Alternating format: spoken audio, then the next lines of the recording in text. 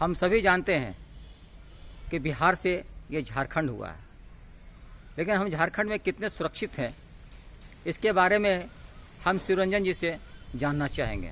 शिवरंजन जी, थोड़ा सा आप अपना परिचय देंगे? जी, मेरा नाम शिवरंजन सिंह है। मैं स्वतंत्र पत्रकार हूँ, पार्टी एक्टिविस्ट हूँ।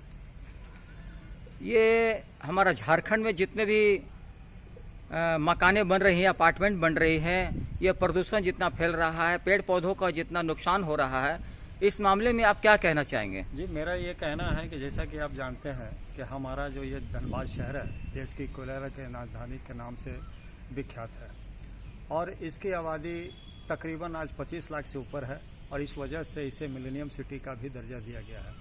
मिलेनियम सिटी बनने के बाद भी हम शहरियों का ये कर्तव्य बनता है कि हम अपने आप को किस तरह से सुरक्षित रखें और सुरक्षा के संसाधनों को किस तरह से सुसज्जित संधारित करके रखें। लेकिन देखा यह जा रहा है विगत 10 वर्षों में कि एक तरफ अंधाधुंध पेड़ों की कटाई हो रही है, दूसरे तरफ जो है विकास के नाम पर सड़कों का चौड़ीकरण किया जा रहा है। इसमें भी करीबन 10,000 से अधिक पेड़ काट दिए गए।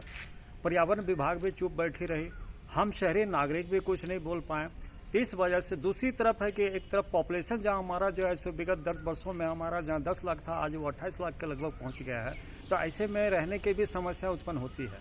तो अंधाधुंध यहाँ पे भवन, इमारतें, गगनचुंबी इमारतें बनती चली जा रही है, लेकिन उन भवनों के निर्माण का जो मापदंड है, जो उनके मानक प्रक्रिया है, उनका इस्तेमाल बिल्कुल नहीं किया जा रहा। और इस मामले में हमारी सरकार भी चुप है और हमारे भवन निर्माण से संबंधित जितने भी डायरेक्टर अधिकारीगण हैं वो सभी भी चुप हैं। क्यों? वजह है ना कि सबको पिछले दरवाजे से झोलियाँ, थैलियाँ, ब्रीफकेस पहुँच जाते हैं और वो लोग मानकों का ध्यान देना बिल्कुल भूल जाते हैं।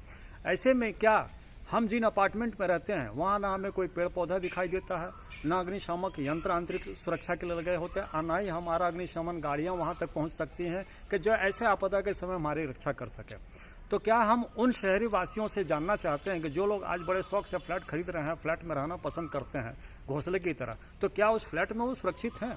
ये उनको विचार करना चाहिए। पैसा तो एक फ्लैट में, एक डुप्लेक्स में जो है 40 लाख, 50 लाख, करोड़ों लोग देते जा रहे हैं, क्योंकि यहाँ पे कोयला का शहर है, कोयलों की अंधाधुंध कमाई है, लोगों को पैसा का महत्व पता नहीं होता। लेकिन सबसे अहम मुद्दा जो हमारा है कि हम जिस फ्लैट में, अपार्टमेंट में रह रहे हैं, वो कहाँ तक सुरक्षित हम रह रहे हैं, क्या हम अपने परिवार को उसमें सुरक्षित रख पा रहे हैं? जी नहीं। इस मामले में हम फ्लैट खरीदने वालों को भी सोचना है, हम बिल्डरों को भी ये सोचना चाहिए और हम सरकार को भी, जो शहर में सारी सुख सुविधाएं देने की बात तो करती है, लेकिन सुरक्षा के दृष्टिकोण से हम असुरक्षित ही आज भी हैं। तो ऐसे में सरासर हम शहरियों के साथ ये सरकारी स्तर से, ये जनता के स्तर से लोकतांत्रिक व्यवस्था में बेईमानी प्रतीत होता है।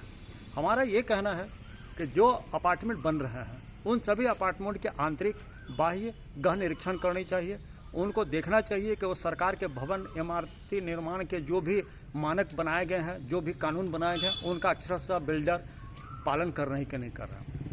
ये सबसे अहम सवाल हमारा है। मैं इसी पे कहना चाहता हूं कि सरकार जगे और पूरे राज्य के अपार्टमेंटों की जांच कराए। अगर वह जांच सरकारी मानक मापदंड पर खड़ी नहीं उतरती है तो वैसे इमारतों को, वैसे अपार्टमेंट को ध्वस्त करने का सख्त से सख्त आदेश पारित किया जाए। मैं इतना ही कहना चाहता हूँ।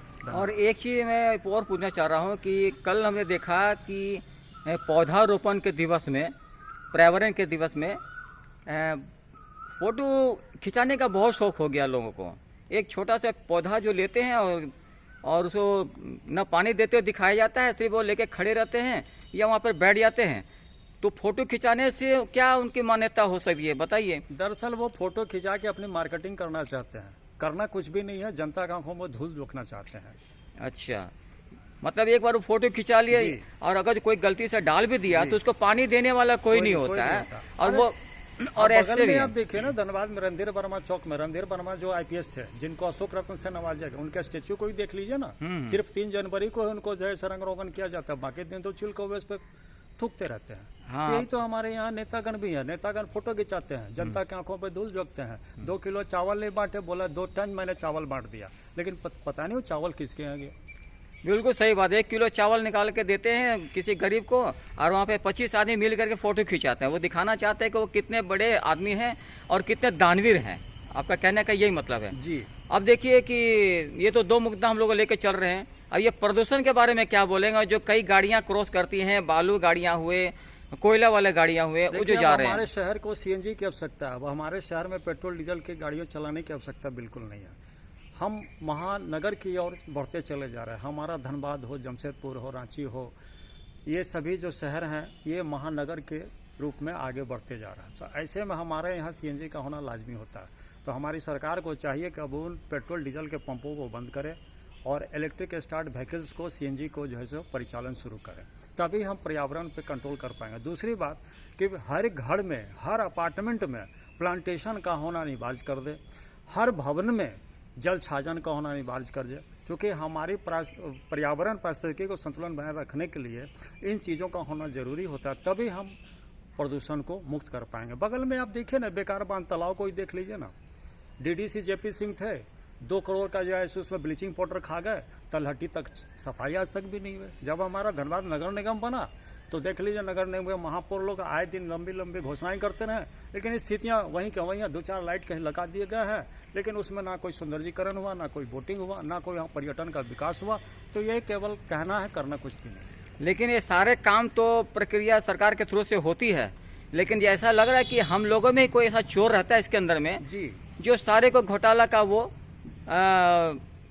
उत्तराधिकारी रहता है। सरकारी काम काज सरकार के यहाँ से नीतियां तो सही बन जाती है, क्रियान्वयन जो हमारे धरातल पे होना चाहिए ना, उसमें बिचौलिया होते हैं। बिल्कुल सही कहा। बिचौलिया पब्लिक प्रशासन और सरकार के बीच की कड़ी होती है। बिल्कुल यही वजह है कि हमारा विकास का काम कागज में तो दिख जाता है, लेकिन जमीन पे वो टाटाफिश हो जाता है। और ये प्रक्रिया को अगर कोई आगे बढ़ाना चाहता है तो इसके बीच के दलाल जो है या तो रंगबाजी रूप में आ जाते हैं टैक्स लेने के लिए, या गरीबों का जो शोषण करना चाहते हैं, जो उनका हाजिरी होता है वो सही दे नहीं पाते हैं, उनको तरका देते हैं और सारा पैसा अपने जेब में डाल लेते हैं और खाते में 2 पैसा उधारी दे करके और उसको निवारण कर दिया जाए कि सारा काम हो गया। देखिए, इसी के लिए सूचना का अधिकार अधिनियम बना था।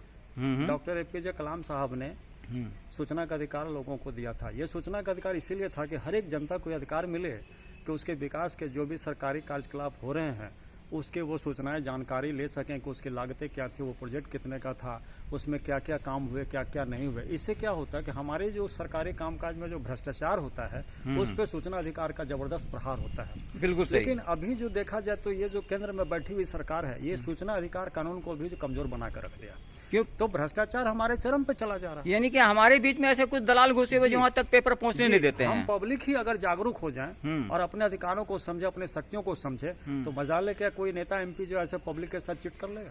बिल्कुल सही बात है। ये सारा दोषी हम आम जनता लोग को ही है जी, जो हम आम जनता को आंख जगना बंद होगा। कर करके इस काम को देखते हैं, जी। जहाँ शोषण हो रहा है, जहाँ पे घोटाला हो रहा है, हम लोग देख करके भी अनजान बनने की कोशिश करते हैं और अपने आप को शुद्धता को जांचने के लिए पौधा रोपते फोटो खिंचा लिए, 1 किलो चावल देते हो फोटो खिंचा लिए, कितने बड़े नेता हो गए।